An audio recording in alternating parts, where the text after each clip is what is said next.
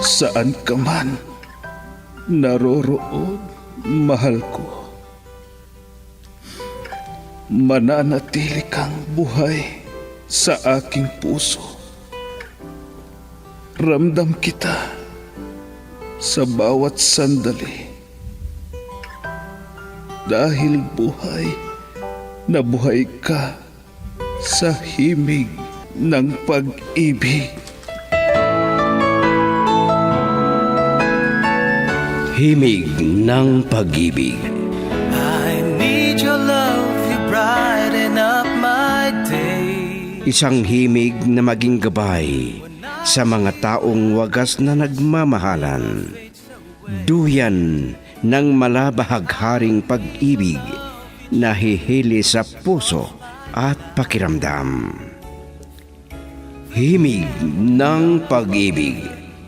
Isang dula na kung saan iikot ang iba't ibang kwento na inyong mapapakinggan mula Lunes hanggang Sabado. Sa pluma at direksyon ni Luvimin Aquino.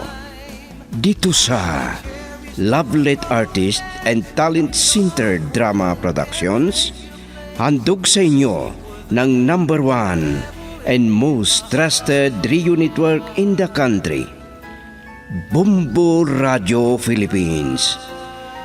Basta Radio. Bumbo.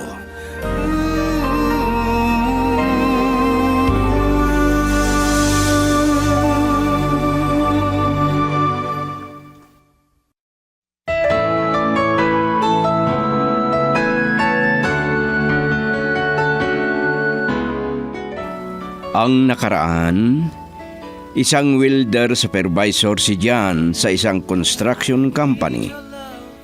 May isa silang anak ni Ella. Sa una, maganda ang pakikitungo ni John sa asawa niya. Ngunit nagbago ito pagkatapos manganak si Ella. Palagi itong lasing at ginagabi ng pag-uwi.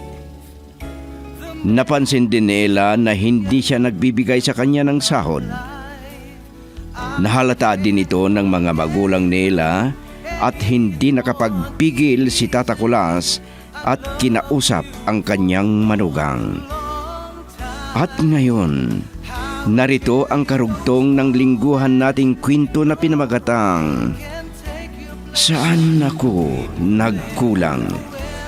Dito sa ating dula, Himig ng Pag-ibig. I need your love each moment of my life. Hindi kami tutol sa magandang buhay. Totoo na isang kusina lang tayo. Pero hindi namin pinapabuhat lahat sa inyo ang gastusin. Wala akong sinasabing ganyan. Wala kang sinasabi. Pero bakit? Binibigay mo lahat ang responsibilidad sa asawa mo. Ha? Hindi masama na mag-ipon ka para sa pamilya mo. Pero kung malaman ko na may kalukuhan ka at nalimutan mo ang responsibilidad mo sa iyong pamilya, pasensya ka na diyan. Pero mas gustuhin ko pa na maghiwalay kayo. Kaya namin buhayin ang mag-ina.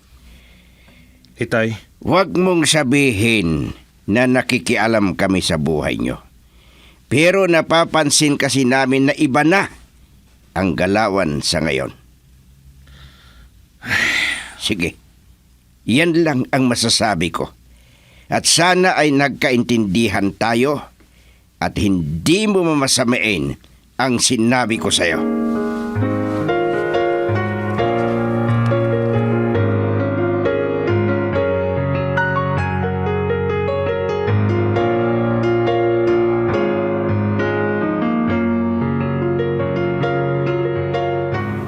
Buisit. Hindi lang ako nakapagpigil. Nasuntok ko ng matandang pakialamirong yon. Oh, para yan. Bakit parang galit na galit kang dumating? Kanino ka galit? May nagawa bang pagkakamali ang mga kasama natin? Sa pakialamirong biyanan ko. Oo. Bakit si Tata Kulas? Pinakikialaman niya kami ni Ella dahil nalimutan ko daw ang responsibilidad ko sa mag-ina ko. Oh, bakit naman niya nasabi yun? Siguro, nagsumbong ang magaling nilang anak. Ano? Porque hindi ko na raw binibigay ang sahod ko kay Ella. Pero totoo ba, pare? Anong totoo ba? May sarili naman siyang sahod. Pare, huwag ka sanang masasaktan sa sasabihin ko, ha? Ano ba yan? Hindi sa pagkikaalam ko, pero hindi ba tama na dapat ibigay mo ang sahod mo? At talagang masama kung hindi mo binibigay ang kita mo sa kanya. Ano? Alam mo, pare, responsibilidad mo na magbigay, lalo na at naggagatas pa ang anak niyo.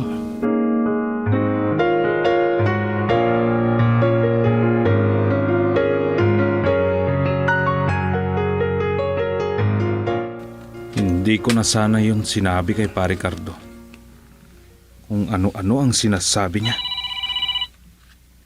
Si Monica. Ano kayang sasabihin ng mahal ko? Hello, honey. Bakit ka napatawag? Honey, kailan tayo magkita? May problema ako. O, ikaw ang bahala. Makakarating ka ba sa boarding house ko? O sige, hintayin mo ako. Pupunta ako dyan pagkatapos ng trabaho ko. Okay, bye. Bye! Yes! Pupuntahan ko si Monica. Pero ano kayang sinasabi niyang problema niya?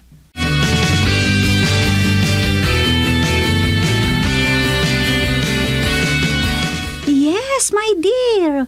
Huwag kang mag-alala. Mamaya na lang, okay? O, sige. Bye.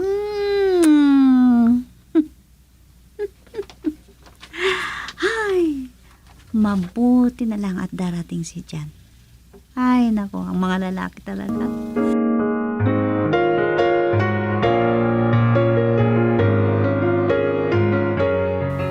O, bakit anak?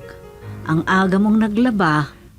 Opo, inay. Para mabawasan ang gagawin niyo mamaya. Istorbo pa sa inyo. Anak, Mga damit ito ni Junior at damit namin ni Jan. Ella anak, parang hindi yata dumating ang asawa mo kagabi. Ha? Kuhan, inay. Napansin ng tatay mo na hindi dumating. Ibig sabihin yan, saan siya nagpunta? Inay, Hindi na ito maganda anak. Kailangang uwian niya kayo ng anak mo. Hindi yung iba ang pinupuntahan niya. Iba ang inuuwian niya. opo, inay. Hayaan ninyo. Pupunta ako sa bahay ng biyanan ko. Dapat lang na malaman ng binan mo kung saan natutulog ang asawa mo. Kung hindi siya umuwi dito sa bahay. Opo, inay. Nag-aalala rin ako kay Jan. Hindi lang ngayon nangyari ito, hindi ba? Palaging hindi siya dumadating, saan siya pumupunta? Tama po, inay. Sige, kayo munang bahala sa anak ko. Girl, I need you. I need your love.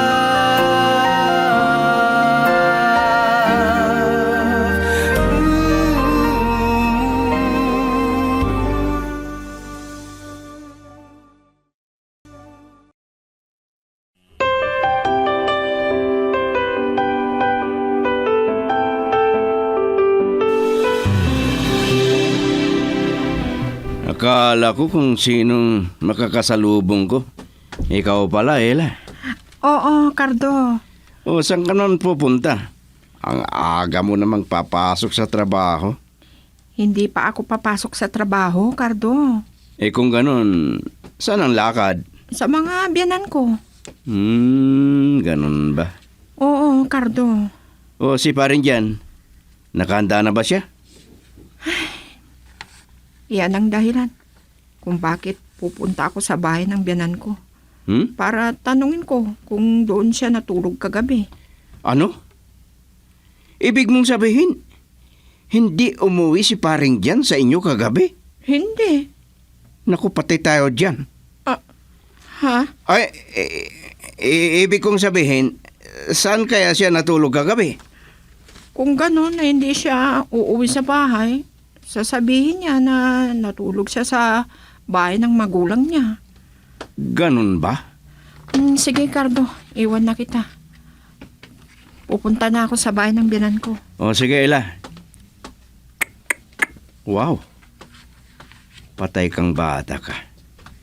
Kawawa si Ella. Ay, kung alam niya lang.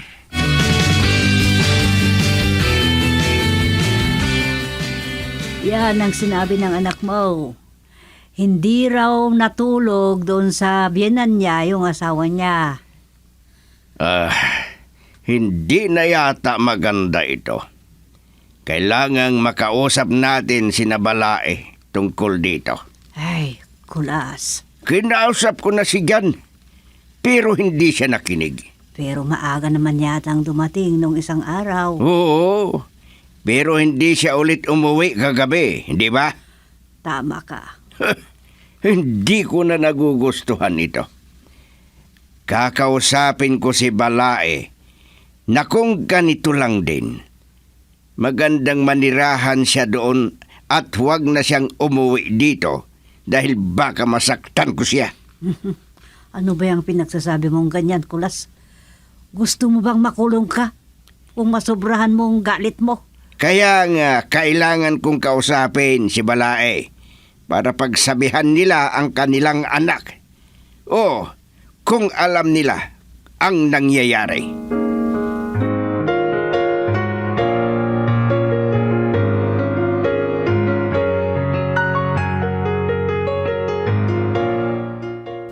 Mabuti. At maaga kang umuwi at hindi lasing. O bakit? Parang mahalagang sasabihin mo at seryoso ka. May gusto akong malaman. At gusto kong sabihin mo ang totoo. Ano yan? Ayaw ko na magkaroon tayo ng hindi pagkakaintindihan. Pero kung lagi mo akong pinagsisinungalingan, mauubos ang pasensya ko. Ano bang pinagsasabi mo? Marami ka pang sinasabi. Sabihin mo na kung anong gusto mong sabihin. Saan ka natulog kung hindi ka umuwi sa bahay ninyo? Gaya kahapon. Ha? Hindi ba't sinabi ko sa'yo noon na kinatatay? Sinungaling. Anong sinasabi mo? Ako? Sinungaling? Natulog ako doon kinatatay. Hindi ka ba naniniwala sa akin? Kung ganon, sinungaling ang tatay mo. Ano? Hoy, Ella. Huwag kang nagsasalita ng ganyan sa tatay ko. Baka masaktan kita. Sige! Subukan mo akong saktan. Nagtitiis ako sa mga ginagawa mo. Pero sa oras na saktan mo ako, hindi ko na alam. Matapang ka lang dahil nasa bahay ka ng magulang mo. Sinungaling ka. Hindi ko alam kung bakit ka nagbago. Sinabi sa akin ng tatay mo na matagal na raw na hindi ka pumupunta sa bahay ninyo. Ha? At kahit minsan, hindi ka natulog sa bahay nila. Kung ganon, saan ka natutulog? Doon ba sa babae mo, ha? Sagutin mo ako! Huwag mo akong sinisigawan! Sige! Saktan mo ang anak ko at makikita mo, lalaki. Itay? Wala kang hiya! Pinakasalan mo ba ang anak ko para pahirapan mo? Umalis ka na bago magdilim ang paningin ko. Alis! Girl, I need you. I need your love.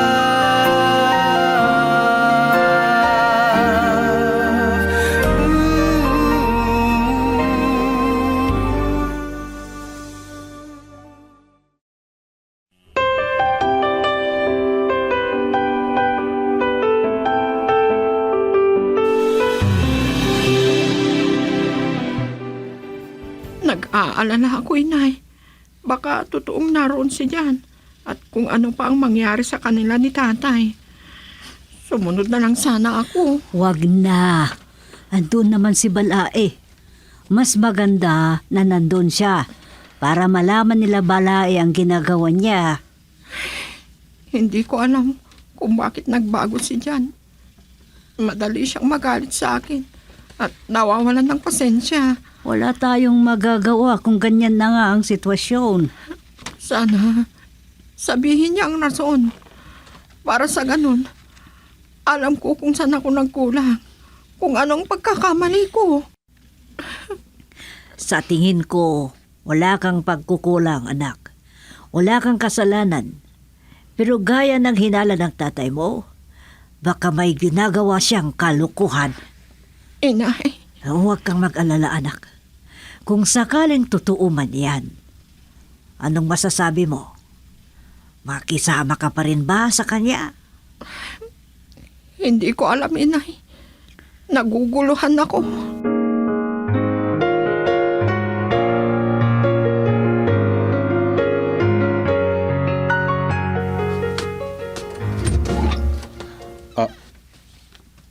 Kayo? Oo. Ako nga. Sinundan ba niyo ako para ipagpatuloy ang pagsermon niyo sa akin sa mga salitang hindi makain? Ang gusto kong makausap ay si Balae. Ano? Gusto kong malaman niya ang ginagawa mo na pananakit sa anak ko. At kung hindi na kayo nagkakaintindihan ng anak ko, at ganun din ang ginawa mo sa anak ko, maghiwalay na lang kayo. Ano? Lubos ang pagmamahal namin kay Ella. Pero anong ginawa mo sa kanya? Hindi yan maari. Ganyan pala ang gusto niyong mangyari. Oo! Gaya ng sinabi ko, hindi namin gusto na kalbaryo ang maranasan ng anak namin sa isang tulad mong walang silbi.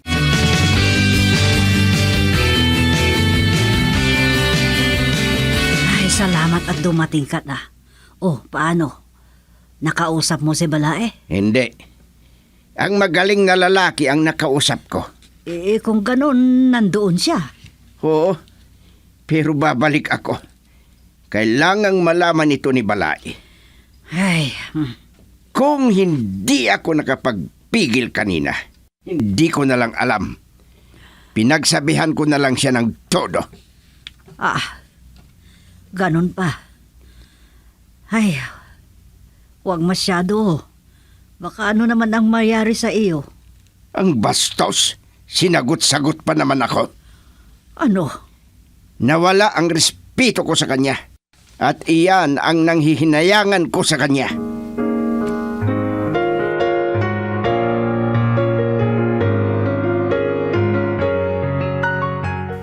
Pero maliwanag ang sinabi ni Tatay Berto sa akin. Matagal na daw na hindi umuwi doon si Jan. At hindi siya natutulog doon. Siya ang paniniwalaan ko, inay. Pati kami ng tatay mo. Naniniwala kami kay Balae.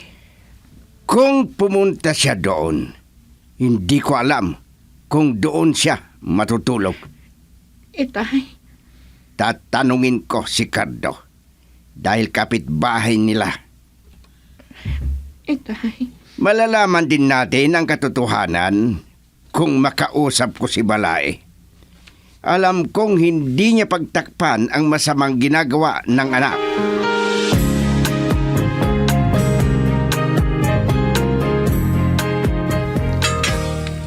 Andito ka pala, Monica. Si Jan ba ang pinuntahan mo? Ay, oo. Dumating na ba siya? Hindi kasi siya natulog sa boarding house ko. Anong sinabi mo?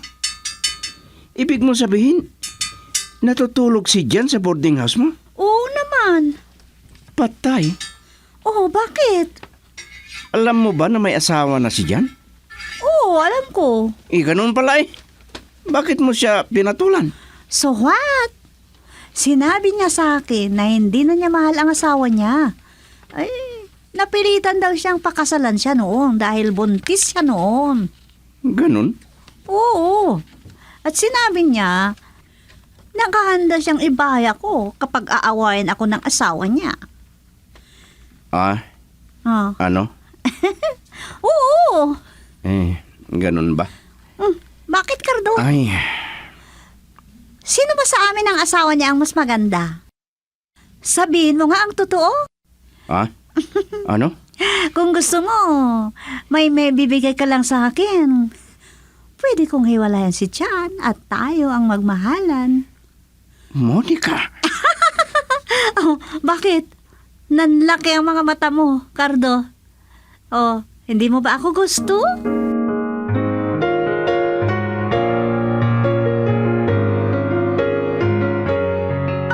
mapagbiro si Monica. Kung ganon, maliwanag na pinipirahan lang niya si pari Jan. Hindi kaya alam ni Jan ito?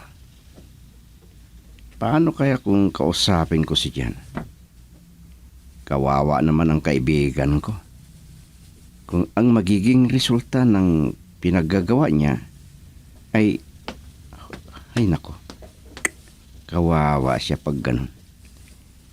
Subukan kong kausapin. At sana, hindi niya masamain ang sasabihin ko.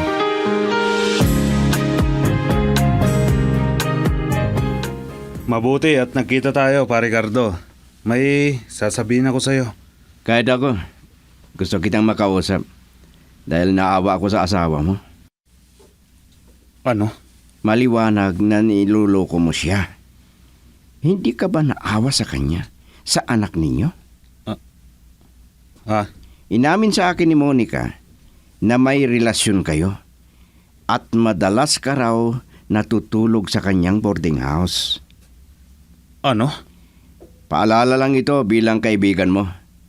At sana, huwag mong masamahin ang sinabi ko. Naawa lang ako sa asawa mo. Naawa ka ba talaga? O gusto mo si Ella? Ano? Sabihin mo lang kung gusto mo siya. At ipapaubaya ko siya sa'yo. Girl, I need you. I need your love.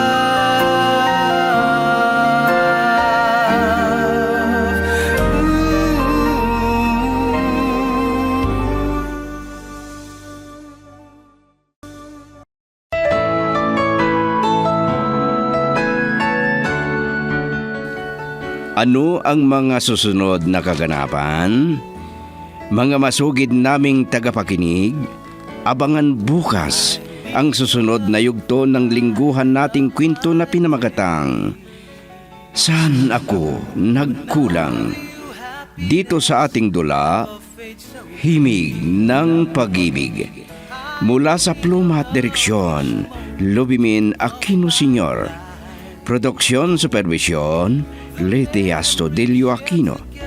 Handog sa inyo ng #1 and most trusted radio network in the country, Bombo Radio Philippines. Basta Radio. Bombo.